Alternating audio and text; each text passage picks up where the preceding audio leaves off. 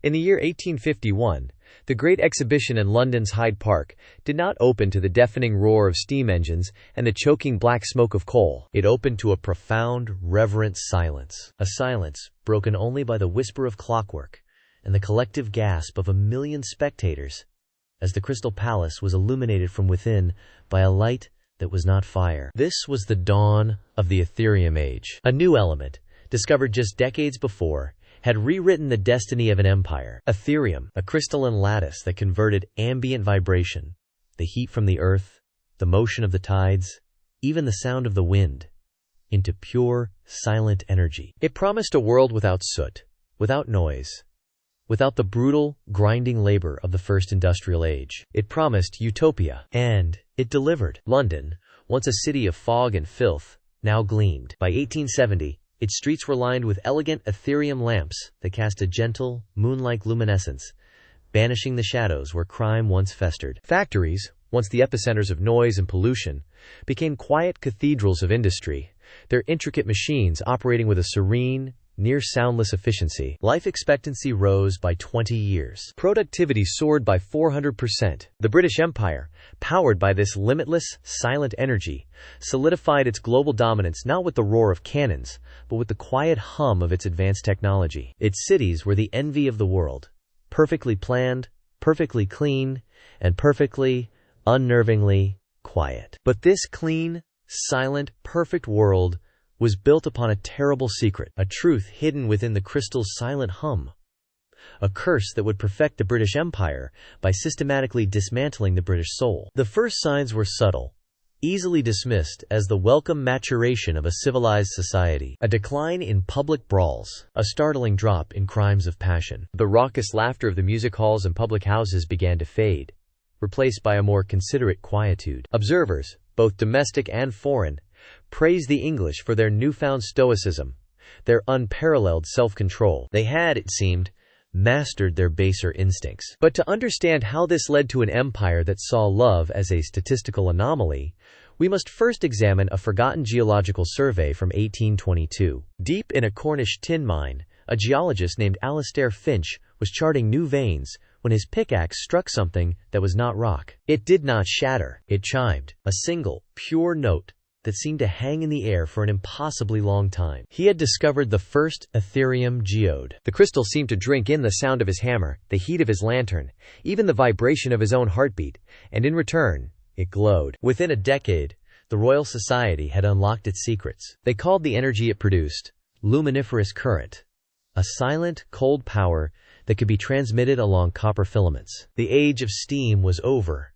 before it had truly begun. The true nature of Aetherium, however, was far more complex than they could ever have imagined. The crystal didn't just react to physical vibrations. It resonated on a quantum level with all waveforms, including the faint, chaotic, bioelectric frequencies generated by the human brain. Specifically, the turbulent, high-amplitude waves associated with strong emotion. The crystal's resonant field acted as a dampener. In its presence, the neurological storms of anger, fear, joy, and passion were gently, imperceptibly, calmed, smoothed out, rendered inert. In the early days, the effect was negligible, but as Aetherium became ubiquitous, woven into the very fabric of the nation, powering every home, every factory, every street lamp, its cumulative effect began. A slow, generational erosion of the human heart. This single discovery had a terrifying, unforeseen consequence. The children born into this new, glowing world were different. They were brilliant. They excelled at mathematics,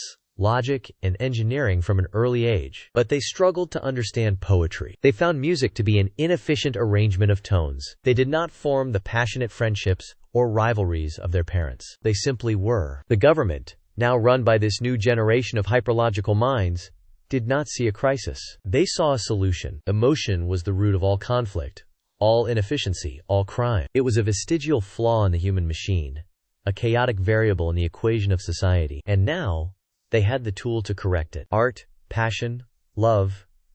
These were not virtues, but systemic bugs to be patched. By 1900, the transformation was nearly complete. The Ministry of Concordance was established, its purpose to ensure the smooth, logical functioning of the state. Its agents, known as regulators, were tasked with identifying and correcting pockets of emotional contagion, individuals who, through some genetic quirk or isolation from the Aetherium field, still retain the capacity for strong feeling. These deviants were considered a public health risk. Their unpredictable outbursts could disrupt the delicate, silent order of the new society. They were taken to quiet rooms for harmonization, a process where they were exposed to concentrated Aetherium fields until their troublesome feelings were smoothed away into the calm, placid baseline of the modern citizen. They returned to their lives, cured, perfected, empty. But in a forgotten attic in the Bloomsbury district, a man named Elias Vance, a historian for the Bureau of Antiquities,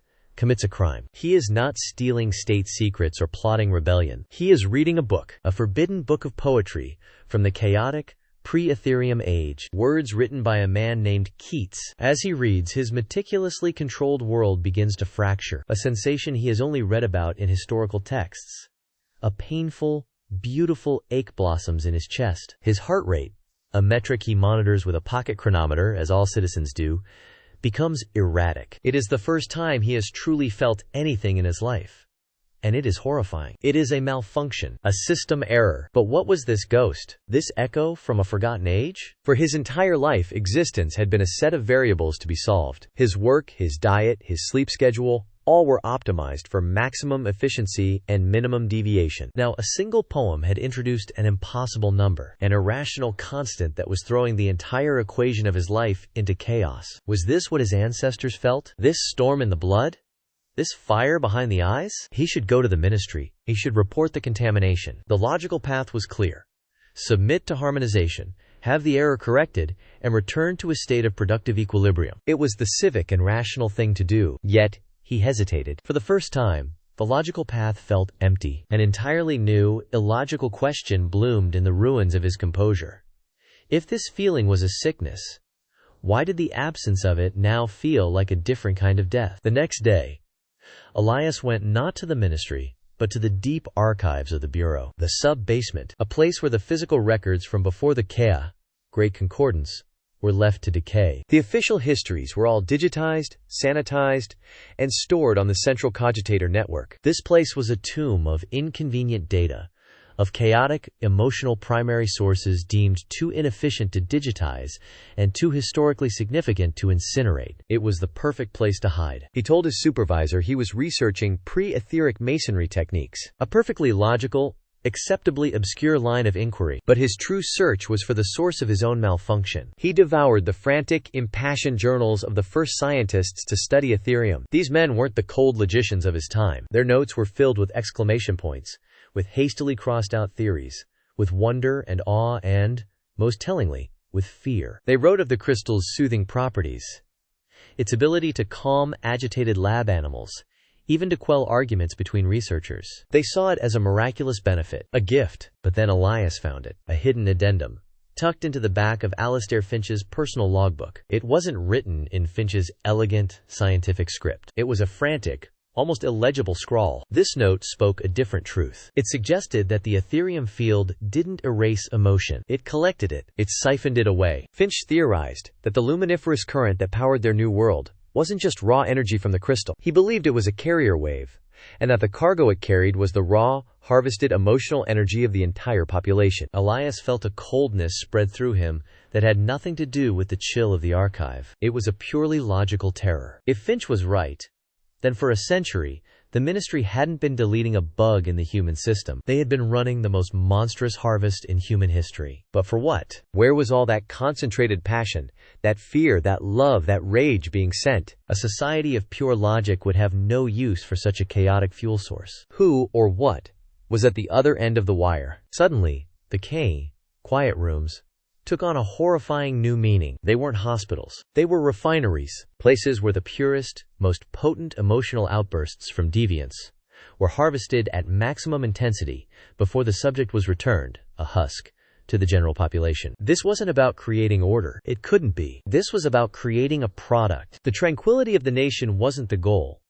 It was the byproduct of a mass-scale emotional exsanguination. Elias stumbled back from the table, knocking over a stack of dusty journals. He leaned against a shelf, his mind reeling. He was living in a farm. The entire population of the British Empire were livestock, their deepest feelings drained away to feed an unknown, unseen master. He now had a choice. He could hide his book, burn Finch's journal, and attempt to live with this monstrous knowledge, a ghost in a world of sleeping machines. Or he could follow the wire. He could try to find out who was at the end of the line. It was an illogical, irrational choice. A choice born of the very emotional contamination he was supposed to fear. A choice that would almost certainly lead to his own harmonization. He placed Finch's journal carefully into his satchel and began the long climb out of the archives. He stepped back into the Aetherium-saturated world, expecting the familiar, placid numbness to wash over him. But something was different. The hum was still there, a pressure at the edge of his senses, but it no longer felt like a blanket. It felt like an eye. The question was no longer, who is at the end of the wire,